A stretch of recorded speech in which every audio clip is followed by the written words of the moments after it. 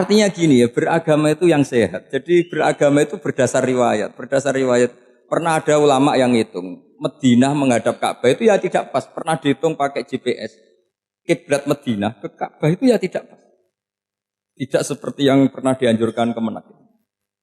Karena apa? Agama ini ngikuti bilisanin Arabiyyin mungkin. Seperti jenengan gini. Semua ini istilahnya apa? Menghadap Gus Bah. Padahal ada yang agak sana, agak sana. Semuanya ngaji sama siapa Gus? Ya sudah. Istilahnya bertatap muka. Memangnya kita benturan. Ini bahasa. Jadi seperti ini semua namanya apa? Berhadap. Padahal ada yang agak samping, agak samping. Ka'bah juga gitu. Sebenarnya tidak se-ekstrim yang dibayangkan orang-orang.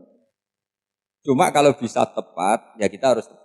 Tapi tetap saja tidak perlu 16 apa? Meter.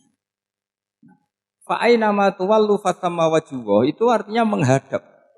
Menghadap itu menghadap arah. Makanya Allah tidak dawuh fawal liwajhaka nahwal Ka'bah tapi fawal liwajhaka syatrul Masjidil Haram.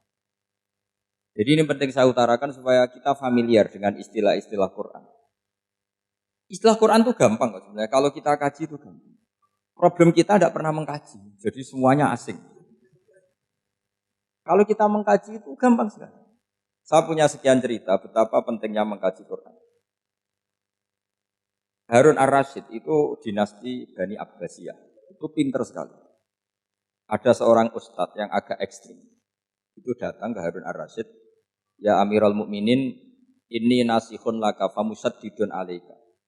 Fala tajidanna alayya fi nafsika syai'an. Saya mau nasihati kamu, tapi saya mohon jangan masukkan hati. Karena nasihat ini penting. Tapi saya akan keras, vulgar. Akan keras, kritik saya akan keras. Karena Anda sebagai Amirul Mukminin tidak pecus. Apa kata Amirul Mukminin Harun Rasyid? Uskut ya Ustadz. Sebagian riwayat uskut ya jahil. Kamu itu Ustadz bodoh, tidak usah banyak omong. Terus kita, kenapa saya bodoh? Terus dibacakan ayat faqula lahu qaulal layyinal la'allahu yatadzakkaru aw yakhsha. Inna Allaha ta'ala qad arsala man huwa khairun minka ila man huwa syarrun minni. Wa ma'a dzalika qala ta'ala faqula lahu qaulal layyin. Allah pernah menugaskan seorang yang lebih baik ketimbang kamu, yaitu Musa dan Harun. Musa dan Harun adalah seorang nabi. Kepada orang yang lebih buruk ketimbang saya, yaitu Fir'aun. Itu saja etikanya faqula lahu qaulal layyin. Kamu kalau ngomong yang halus, yang baik, yang berperadaban, kok kamu sama saya mau kasar? Akhirnya ustadznya ternyata pinter kamu, yes pinter aku. Jadi semudah itu. Allah itu menugaskan orang yang lebih baik ketimbang kamu, yaitu Nabi Musa, kepada orang yang lebih buruk ketimbang saya, yaitu Fir'aun. Itu saja ada etikanya. Kok kamu sama saya mau tambah etika? Mau main kasar hanya karena kamu merasa nasihat Anda benar? Jadi gampang sekali memahami Quran. Tapi lagi-lagi memang bagi ahlinya. Tapi ini saya bantu supaya sampean jadi ahli apa? Quran. Meskipun ngajinya sebulan sekali. Sudah sebulan sekali tidak punya kitabnya. Sudah. Jadi ulama dulu kalau belajar Quran itu gampang sekali. Saya berkali-kali cerita. Yang kitab saya baca di rektorat itu namanya Syajaratul Ma'arif. Itu kalau cerita bikin judul itu enak sekali. Babuna fil ibad bikullil bilad. Bab seseorang di mana saja hidupnya harus bermanfaat. Terus dalilnya itu hanya mengutip makalahnya Nabi Isa wa ja'alani mubarakan ainama kuntu. Ciri utama seorang nabi apa? Saya di mana-mana adanya berkahi orang lain. Jadi berkah bagi orang lain. Maksudnya tidak jadi problem bagi orang lain. Artinya kamu hidup entah di Jogja seperti Pak Ono orang Jember, saya orang Rembang. Hidup di Jogja manfaat, di Jember ya manfaat, di mana-mana manfaat. Saya pernah di Korea seminggu ya manfaat. Saudara kita TKI yang di Korea ya manfaat. Di sana bikin masjid, bikin apa. Karena ngendikane Allah menceritakan Nabi Isa siapa? Wa ja'alani mubarakan ainama kuntu. Saya adalah orang yang di mana-mana berkah. Artinya manusia eksistensinya harus seperti itu, hidup di mana saja berkah. Gampang sekali memahami. Pernah Imam Syafi'i ditanya, kalau kamu nggak kehilangan air atau nggak ada air di satu daerah, cari-cari dulu sampai nggak ketemu. Setelah nggak ketemu air, baru kamu boleh tayam. Imam Syafi'i ditanya, apa dalilnya harus mencari dulu? Kalau nggak ada air ya langsung tayamum saja. Kenapa harus nyari-nyari dulu? Jawabnya Imam Syafi'i itu gampang sekali. Qala ta'ala falam tajidu ma'an. Kemudian kamu tidak menemukan di mana-mana tidak menemukan setelah mencari. Kalau belum mencari namanya tidak tahu. Kan ayatnya kan falam tajidu ma'an. Kemudian kamu tidak menemukan air. Tidak menemukan tuh nyari dulu apa langsung ambil sikap? Nyari dulu baru kesimpulannya tidak ketemu. Kalau belum pernah nyari namanya tidak tahu. Segampang itu ulama dulu memahami Quran karena konstruksinya utuh. Yaitu mereka tahu betul bahwa Quran itu bilisanin Arabiyim. Ketika Futuhat Syam. Syam dulu itu dikuasai tentara Romawi. Era Sayyidina Umar Futuhat. Yerusalem dikuasai tentara Islam. Itu awal Sayyidina siapa? Umar radhiyallahu anhu. Ketika Futuhat mau ada pesta besar-besaran. Tapi Umar menolak. Ketika menolak, kenapa Anda menolak? Beliau hanya membaca ayat Innallaha ta'ala ayyara qauman faqala adhabtum thayyibatikum fi hayatikumud dunya. Allah itu mengkritik satu komunitas kaum yang zaman di dunia menghabiskan semua kenikmatan. Maka kita tidak perlu syukuran besar-besaran. Jangan-jangan jatah kita di akhirat kita habiskan di dunia. Itu adhabtum thayyibatikum fi hayatikumud. Semudah itu. Semudah itu ulama.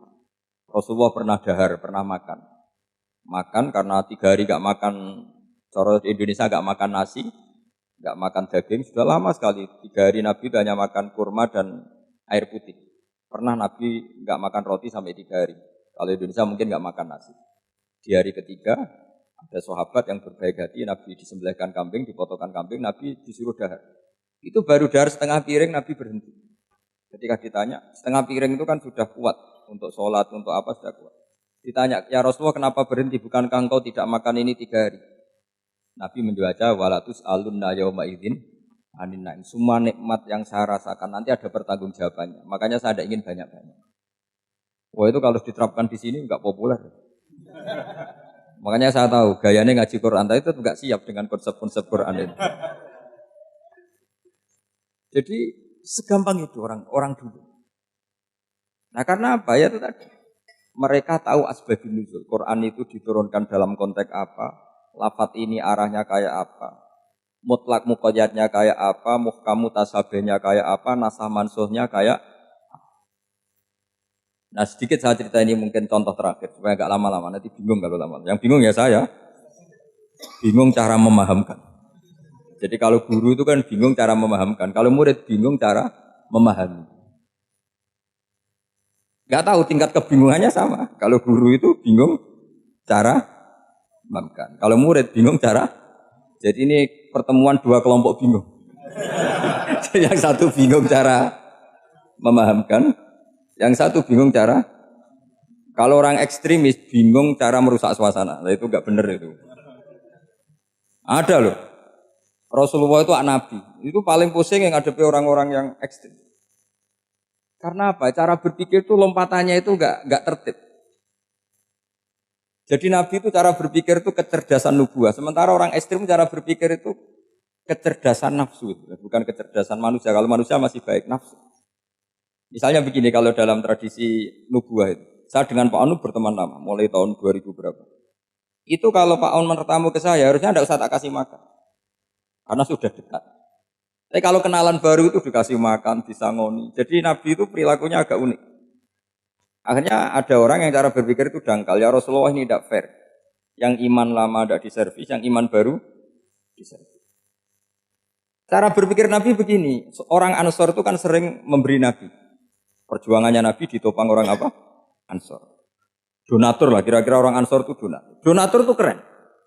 Karena donatur itu artinya al-yadul ulya khairum minal yadis. Sehingga ketika Nabi sudah menguasai negara, menguasai Mekah Madinah, sudah futuhat, itu orang Ansor tetap enggak diservis. Yang diservis Nabi itu orang-orang baru masuk Islam, disebut wal mu'allafati qulubuhum atau Islam mu'allaf. Ada 1-2 orang yang protes, tentu yang enggak pinter. Tukang protes pasti tidak pinter. Wong iskal-iskalnya sendiri, otaknya enggak sampai-sampainya sendiri, orang lain disuruh jawab. Makanya di sini tidak ada tanya jawab, nanti iskal-iskal kamu sendiri, bingung-bingung kamu sendiri, saya disuruh jawab. Berarti Gus Pak nggak mau ditanya, ya memang nggak mau karena tadi jawab sendiri aja, nanti pinter sendiri, kapan-kapan pinter sendiri. Akhirnya tanya begini, cara tanya gini, ya Rasulullah, ini nggak fair. Orang sudah Islam lama setelah negara terbuka milik Anda, setelah kita menang, setelah kita menguasai negara, tidak kamu servis. Sementara yang baru Islam kamu, Nabi itu bertanya senyum-senyum, rileks saja. Lama-lama tambah ekstrim pertanyaannya. Kata Umar, ya Rasulullah saya beri izin untuk membunuh orang ini. Umar itu pikirannya karena mangkel Nabi. Nabi jangan. Kalau kamu bunuh nanti apa kata orang banyak? Inna Muhammad dan yaktulu ashabah. Dikira Muhammad membunuh sahabatnya sendiri. Nabi masih mendengar, komplainnya masih mendengar. Lama-lama Nabi memberi penjelasan. Kamu ini orang Ansor. Kamu biasa memberi saya, memberi dana perjuangan. Memberi itu hebat. Saya tidak ingin menurunkan grade Anda. Grade sebagai pemberi, berarti kelasnya elit. Sekarang menjadi penerima. Itu tidak bagus. Itu betapa Rasul ini namanya kecerdasan nubuah. Kalau orang biasa memberi, biar memberi saja. Supaya dia tetap heroik, tetap patriotik, tetap keren. Karena mentalnya Jangan sampai dari mental memberi, kemudian mentalnya peminta. Jadi kalau Pak On jadi tim suksesnya Pak Jokowi itu ya tidak minta-minta. Kalau dulu kampanye ya kampanye saja. Biar memberi terus gak pernah minta. Meskipun akhirnya ya gelong. Tapi Nabi dulu didik gitu. Jadi orang Ansor itu gak pernah diservis. Padahal jasanya kayak gitu. Supaya kelasnya tetap kelas elit. Yaitu pemberi, penanggung jawab. Nabi gak ingin orang Ansor turun grade menjadi penerima. Orang-orang yang cerdas nubuah menerima konsep Nabi seperti itu. Lo tanya sama Pak On, saya dadani terjemahan UI itu puluhan tahun sama Pak. Itu beliau ke kontrakan saya ke rumah beliau. Tidak pernah berharap apa. Saya sangat tertutup. Bukan apa-apa ya, kalau ingin memberi saja. Kontribusi saya pada Al-Quran. Saya tidak kepikiran mendapat. Supaya heroik. Tapi orang-orang yang cerdas amatir tadi, ini gak fair. Wong yang memberi lama kok dapat servis sedikit. Nah, sekarang itu problem zaman akhir sudah mulai seperti itu. Nah, orang ini namanya Dzul Khuwaisirah. Ini yang nanti punya anak turun Khawarid. Khawarid itu orang yang ibadahnya hebat, tapi cara berpikir dengan buah salah. Orang lagi Khawarid itu orang yang ibadahnya hebat, tapi cara berpikir nubuah salah. Nubuah itu unik. Nubuah itu cara berpikir tadi. Apa ya? Melihat sesuatu yang benar biar benar terus gitu. Yaitu tadi, mental memberi itu ya biar memberi terus, tidak usah di-share. Maka ketika Abu Bakar jadi khalifatul Rasulillah, itu ada sistem kepegawaian. Itu gajinya Umar yang sudah Islam lama, gajinya Abu Bakar yang sudah Islam lama. Itu sama Abu Sufyan sama, padahal Islamnya Abu Sufyan baru setelah Fathu Mekah, kira-kira baru setahun. Terus diprotes sama orang-orang, ini Islam lama kok gajinya sama Islam yang baru setahun kok sama. Kata Abu Bakar, fadailuhum indallah. Mereka punya kelebihan Islam lama itu indallah. Nanti balasannya biar surga. Kalau di dunia sesuai profesinya. Artinya profesi kalau penjaga kantor ya berapa, kalau dosen berapa, pokoknya ya sudah. Dan itu diterima oleh sahabat. Semuanya nerima konsep itu. Era Umar agak dibalik. Abu Sufyan kira-kira gajinya 1 juta.